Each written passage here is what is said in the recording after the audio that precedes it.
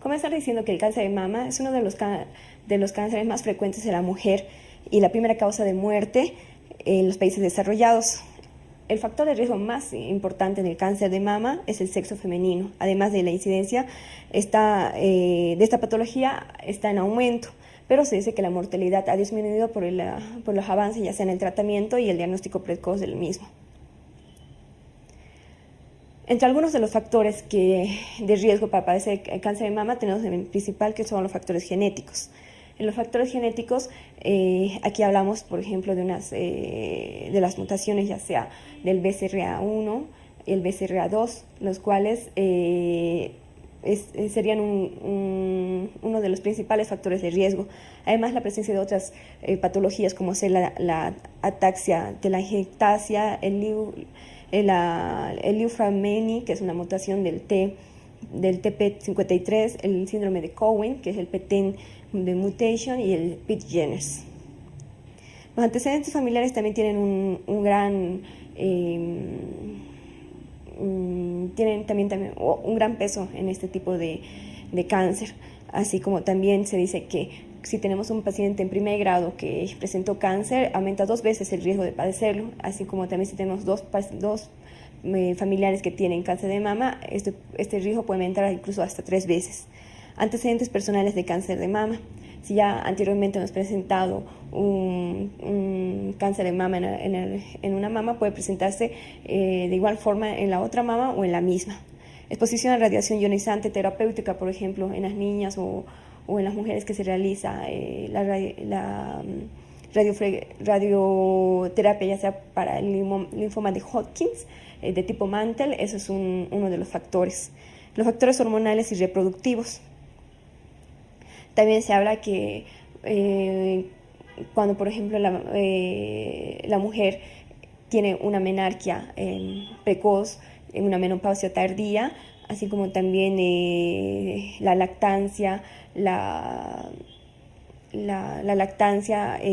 también los embarazos múltiples serían uno de los muchos factores, ¿no? Las hormonas terapéuticas exógenas de estrógeno también serían una de las causas. La densidad mamaria, la edad, que es más frecuente en las pacientes entre los 40 y los 55 años. La raza caucásica, que es más frecuente que en la raza afroamericana. El sexo, que es más frecuente en las mujeres que en los varones. El peso también es uno de los factores importantes en este tipo de cáncer. El consumo de alcohol, el tabaco, el uso de anticonceptivos orales, inducción ovárica, pero que aún no se ha descrito con exactitud cuál es el mecanismo por el cual se podría, asociar al cáncer de mama. La lactancia materna y la actividad física se dice que son un factor protector para el cáncer de mama.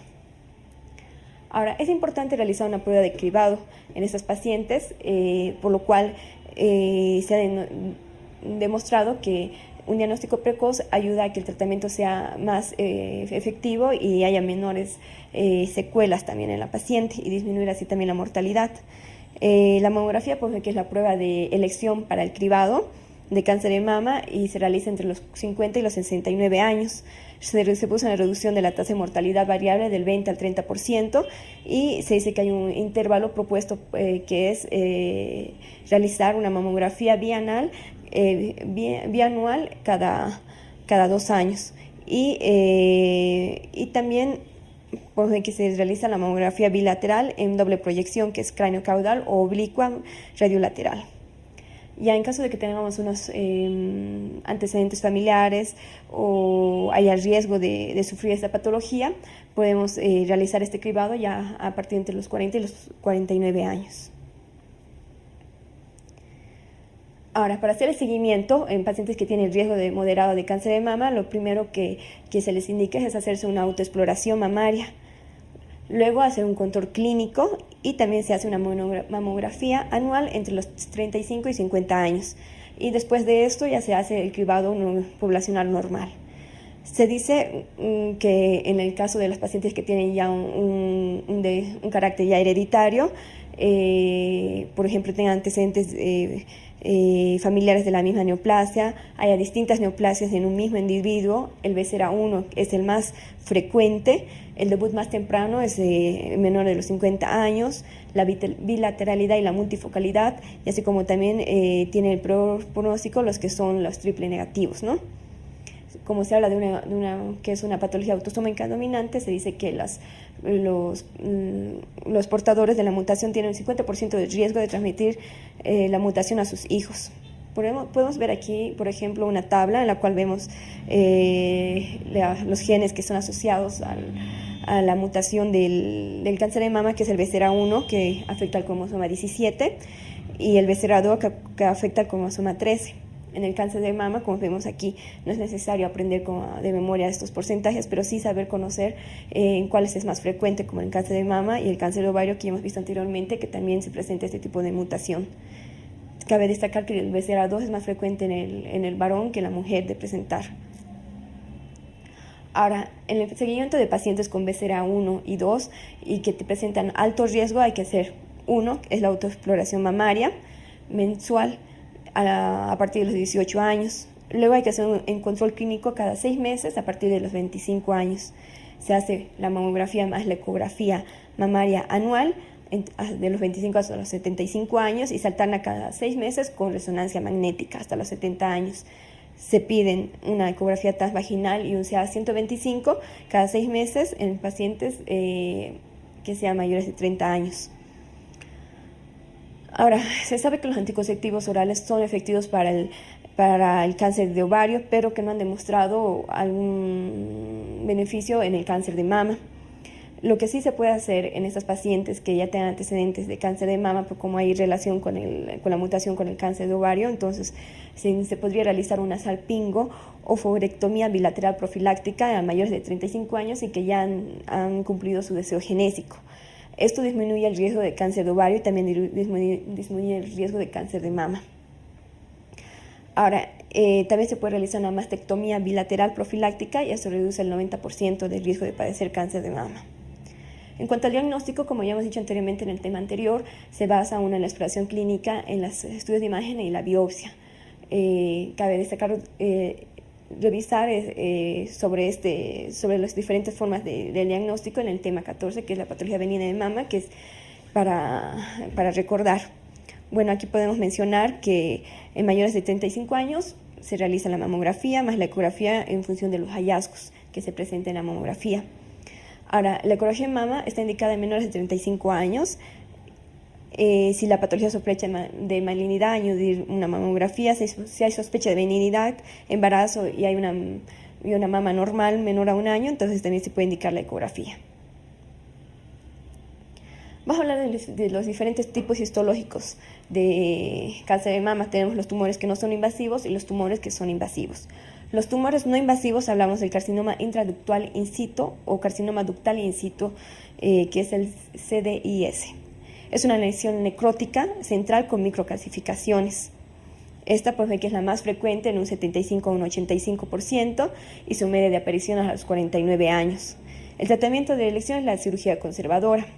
En el otro tipo es el carcinoma lobular in situ, que es el CLIS, el SILS. Esto es realmente un hallazgo casual. Se realiza en las mujeres biopsia, en las mujeres premenopáusicas y suele ser bilateral en un 70% y multicéntricos en un 90%. En este caso se realizaría una biopsia amplia y más el seguimiento anual y en sesiones se realizaría una mastectomía con o sin reconstrucción inmediata.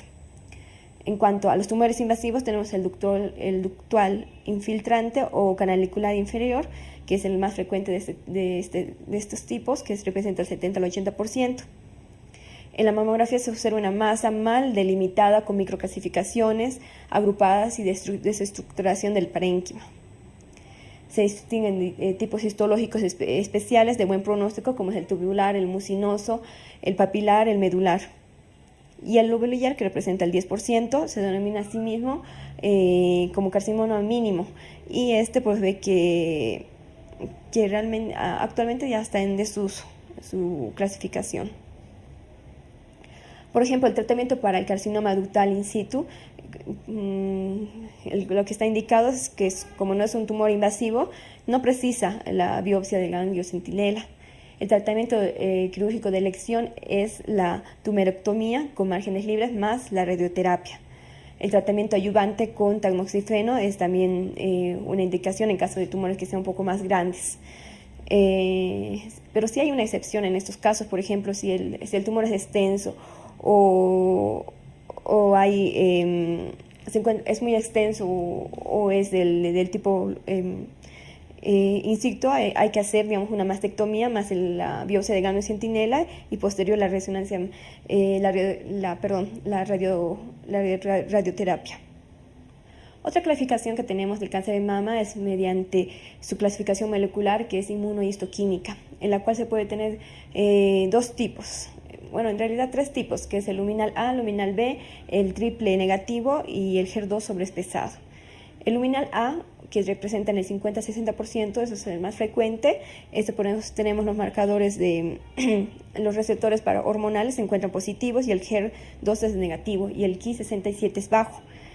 Esos tienen un mejor pronóstico y son menos radiosensibles o quimiosensibles, a diferencia del luminal B, que representan el 10-20%, estos son más agresivos, estos no responden bien a la quimioterapia y tienen el peor pronóstico. Y en estos, a su vez, se subdividen en el luminal B, que tienen su HER negativo, y el luminal B, que tienen HER positivo. El HER2 sobreexpresado, que representa también el 15%, ese es uno de los más agresivos también, y en el cual, tiene los receptores hormonales negativos y se correlaciona con una mayor agresividad biológica y una peor supervivencia. También se dice que son muy quimiosensibles, pero también tienen mal pronóstico. El triple negativo basal-like, este se caracteriza por tener los receptores hormonales negativos, su HER2 es negativo, y se caracteriza porque su aparición es en edad más temprana, tiene un mayor grado histológico, así como también un tamaño tumoral, y afecta también a nivel ganglionar y tienden a recidivar estos tumores. Las vías de diseminación del cáncer, ya sean por vía hematógena, por contigüidad o vía linfática, y son las principales vías de diseminación de este cáncer. En cuanto a su estratificación, se basa en el uso del TNM, en el cual en el T se evalúa el tamaño del tumor, en el N la presencia o no de afectación ganglionar y la M de metástasis, lo cual pueden repasar con más detenimiento en su manual de explicación de esta estratificación. Ahora, ¿cuáles son los factores de mal pronóstico en el caso de una tumoración maligna en el cáncer de mama? Por ejemplo, hay que tomar en cuenta el número de ganglios afectados, el factor pronóstico más importante, el tamaño tumoral que supera los 2 centímetros, el grado histológico que tenga un grado 2 o 3, la situación retroareolar también es otro factor de mal pronóstico. Ahora, también los receptores estrogénicos negativos, como ya hemos dicho, los más agresivos, por ejemplo, es el triple negativo o basal-like, en lo que tienen los receptores hormonales negativos y el HER2 negativo. Entonces lo hace el peor tipo de cáncer de mama que puede estar presente.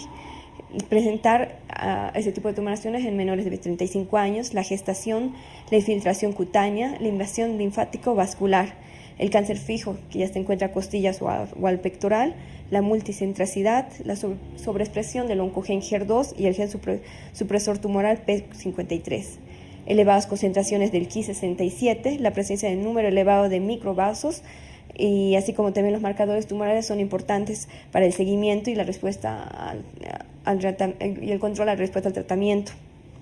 El cáncer inflamatorio y el comedocarcinoma también. En cuanto al tratamiento, vamos a hacer un resumen de todo lo que pueden ver en esta diapositiva y en el manual.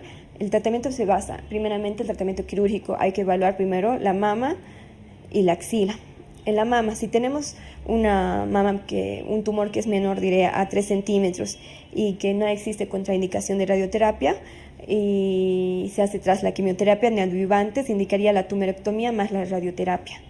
En caso de que el tumor tenga multicentricidad, sería una mastectomía.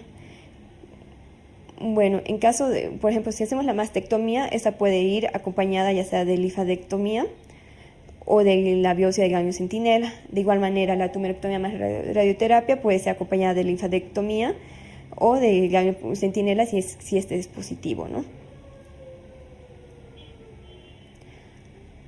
Ahora, por ejemplo, la biopsia del ganglio centinela está indicado en carcinomas infiltrantes, ya sea tipo 1, tipo 2, tipo 3, si presenta una axilia clínica, ecográfica y si procede de la PAF o la BAC negativas. Ahora, el carcinoma ductal in situ es una indicación de mastectomía. En cuanto a las contraindicaciones, podemos ver que los ganglios positivos confirmados por PAF o BAC es una contraindicación, una N1 o una N2. El carcinoma inflamatorio es un T4D. En cuanto a la quimioterapia, pues ve que su indicación principal es la afectación ganglionar. En la radioterapia está indicada en todos los casos tras la cirugía conservadora. Aquí tenemos un cuadro en el cual nos resumen, por ejemplo, la radioterapia tras la tumerectomía hay que hacerla siempre. Y en caso de una mastectomía solamente cuando hay más de un ganglio positivo, cuando se presenta un tumor mayor a 5 centímetros y cuando sus márgenes de resección afectos o próximos. En cuanto a la hormonoterapia, son los diferentes fármacos que se puede utilizar, pero hay que tener bastante cuidado ya que el uso prolongado de esto puede aumentar el riesgo de sufrir un cáncer de endometrio. Los diferentes, como ya hemos visto, el uso del tamoxifeno, el raloxifeno, las análogas de la LH, la RH, los inhibidores de la aromatasa, así como el fulvestrán y el traxuzumab son responden bastante bien en el tratamiento de cáncer de mama, pero no tienen que superar su uso, no tienen que ser muy prolongado. Ahora, resumiendo un poco al tratamiento sistémico, tanto entre la quimioterapia, las indicaciones de quimioterapia y el uso también de hormonoterapia. Bueno, primeramente comenzar que el uso de hormonoterapia si presenta receptores hormonales positivos.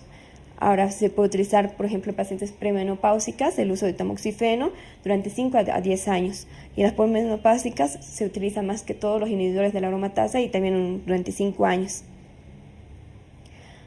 En caso de la quimioterapia, por ejemplo, si tenemos un ganglio positivo, está indicado, por ejemplo, cuando tienen un HER2 positivo, el triple negativo, en menores de 35 años, cuando presenta un tumor mayor a 2 años, cuando presentan un G2, 3, una invasión linfovascular, un Ki-67 mayor a 20% y un triple negativo y con alto riesgo en firma genómica. También hablamos de formas especiales que se pueden presentar de patologías tumorales, como por ejemplo el carcinoma inflamatorio, el cual es uno de mal pronóstico y que debido a su rápida diseminación, esto por ejemplo se caracteriza por un enrojamiento de la mama, como ver aquí en la imagen, simulando un proceso inflamatorio. La enfermedad de Payet también es otra, que es una lesión pruriginosa y eczematosa del pezón y que puede producir erosiones. Su incidencia de esta patología es baja, pero es maligna, asociándose en 99% de los casos a carcinoma generalmente intraductal. Los tumores filoides, esos son benignos en su mayoría, aunque también pueden clasificarse en intermedios y malignos. En ellos puede que se abunda en la tipia del estroma, abundancia de células, el número de ellas en mitosis, las características de los bordes del tumor. Y en el caso del cáncer de mama en varones, pues ve que es 100 veces menos frecuente que en la mujer, pero son los de peor pronóstico una vez que se presentan. En eso también se puede hacer la mastectomía radical y se les hace radioterapia posterior y si hay existencia de también afectación linfática. Bueno, recordando un poco el cáncer de mama heredofamiliar, pues ve que la totalidad de los cánceres de mama en un 70% aparecerán con carácter esporádico. Un 15 a 20% corresponderán a agregación familiar y un 10% serán hereditarios. Ahora también aumenta el riesgo, digamos, de padecer cáncer de mama en los que son portadores de las mutaciones BCLA1 y BCLA2 respectivamente. Y bueno, entre las características de la cáncer de mama heredofamiliar, pues que su edad de aparición es temprana, menores de 50 años, con frecuencia son bilaterales o multifocales, pueden asociarse a distintas neoplasias en un mismo individuo. Varios miembros de la familia van a presentar neoplasias y los antecedentes familiares de la misma neoplasia también. Bueno, en cuanto a su seguimiento, ya lo hemos dicho anteriormente, primeramente menores de 18 años se les indica un autoexamen mamario mensual. En las personas que son, en las niñas, bueno, jóvenes menores de 25 años, hay que hacer un control clínico cada 6 meses. Posteriormente hay que hacer una mamografía más una ecografía mamaria anual entre las 25 y 75 años, y que cada 6 meses tienen que estar alternada con una resonancia magnética. Y la ecotransvaginal, ya sea 125, eso está indicado en el caso para descartar un cáncer de ovario asociado. Bueno, eso sería todo en cuanto al cáncer de mama.